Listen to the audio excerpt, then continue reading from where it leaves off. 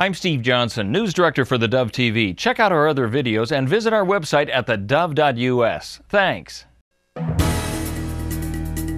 Good morning. It's the top of the hour. I'm Steve Johnson, and this is Mornings on the Dove. You can get our iPhone, iPad, and Android app and watch the Dove News on demand on your mobile app and on the Dove Roku channel as well.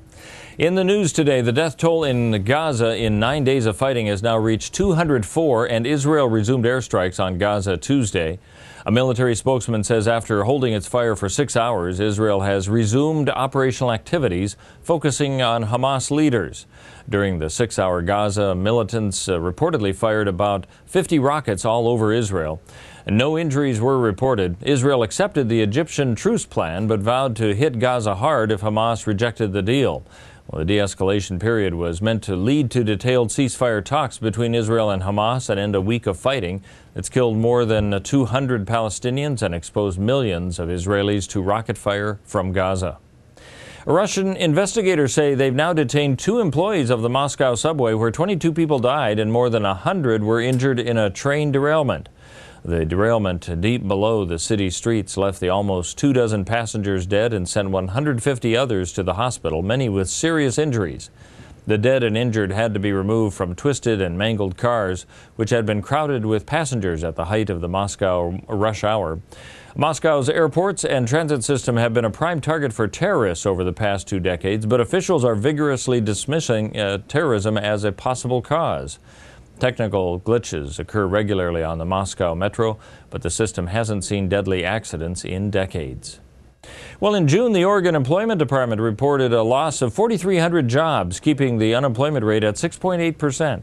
Economist Nick Bilachek doesn't see this, though, as a sign that the economy has really made a downturn. I don't think that Oregon's economy is hitting a trough right now. We've seen months of really strong job growth.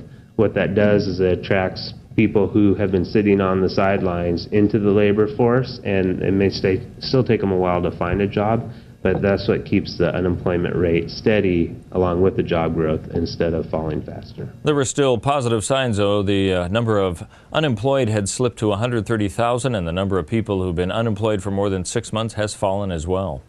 Oregon Congressman Greg Walden says that cuts to home health care will cause some 72% of providers in Oregon to operate in the red. He's introduced now the SAVE Act, which repeals Medicare cuts and will put in place reforms that rewards high-performing providers. He says the concept is not unique.